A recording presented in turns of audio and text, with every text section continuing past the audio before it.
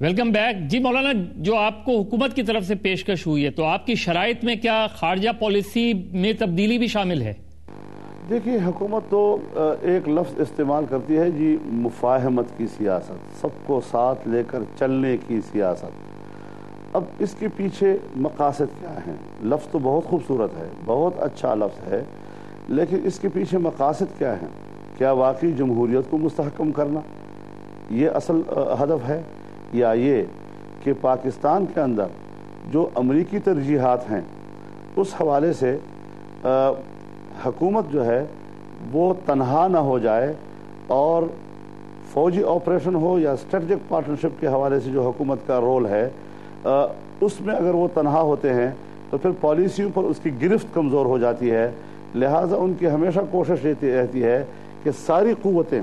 چاہے اپوزیشن میں ہوں چاہے حکومت کے اندر ہوں، وہ بھرپور طور پر حکومت کو سپورٹ کریں۔ تو یہ بین الاقوامی ترجیحات کو تحفظ دینے کے لیے مفاہمت کی سیاست ہے۔ ملک کے اندر جمہوریت کے استحکام کے لیے مجھے اس میں کوئی معنی یا مفہوم نظر نہیں آ رہا ہے۔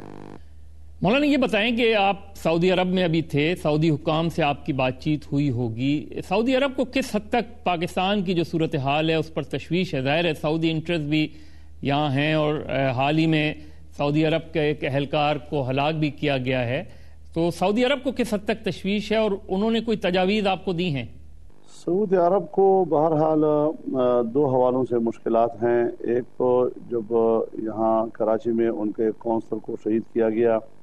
تو اس پر بھی وہ خاصے مضمحل ہیں، اور ان کے اندر بھی سوالات اٹھ رہے ہیں کہ پاکستان ہمیں اپنے ملک میں تحفظ کیوں نہیں دے سکا۔ تو اس حوالے سے بھی ظاہر ہے کہ میرا فرض تھا کہ میں ان کو تعزیت بھی کروں اور ان کو تسلی بھی دوں کہ پاکستان جن مشکلات سے دوچار ہے اور جس طرح کے واقعات و حادثات کہ جس میں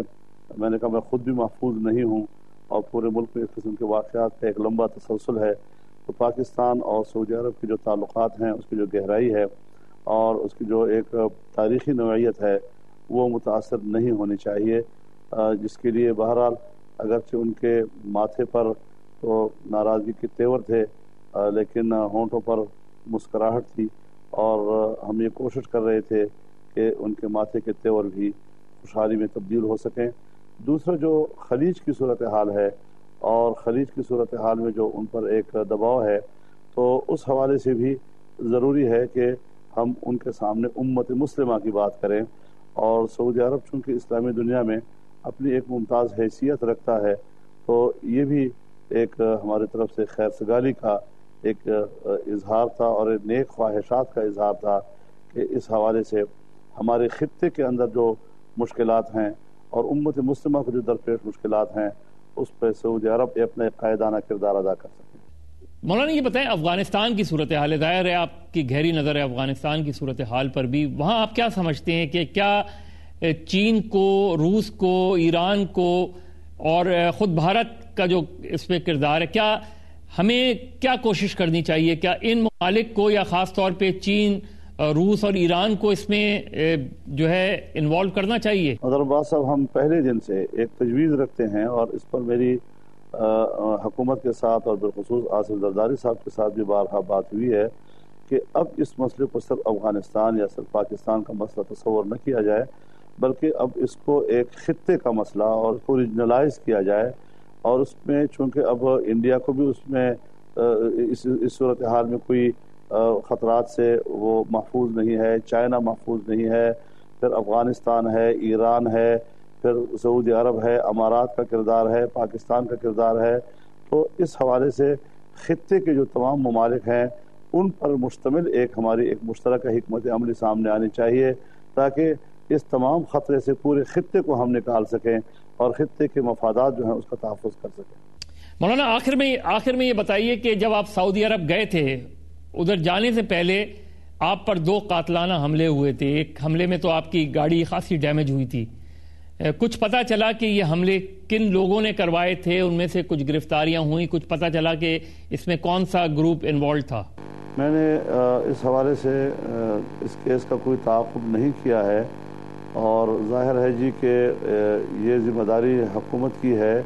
اور ان کی جو ادارے ہیں، ایجنسیاں ہیں، انہوں نے کیا تفتیش کی ہے، کیا تحقیق کی ہے، انہوں نے ہی مجھے بتانا ہے کہ اس کے ذمہ دار کون لوگ ہیں اور یہ کیوں کر ہوا۔ ابھی ان کی طرف سے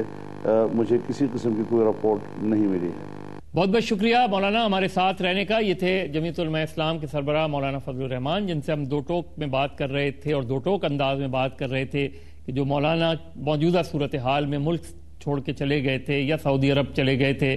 اور پھر اپنا دورہ بھی مختصر کر کے واپس نہیں آئے، ایسا کیوں ہوا؟ مولانا کی رائے آپ نے سنی، حکومت میں کیوں شامل نہیں ہو رہے یہ بھی آپ نے سنا، اور خود مولانا کیا سمجھتے ہیں کہ ہماری خارجہ پالیسی میں کیا تبدیلی آنی چاہیے۔ امید ہے آپ کو یہ پروگرام پسند آیا ہوگا۔ اجازت چاہتا ہوں، خدا حافظ۔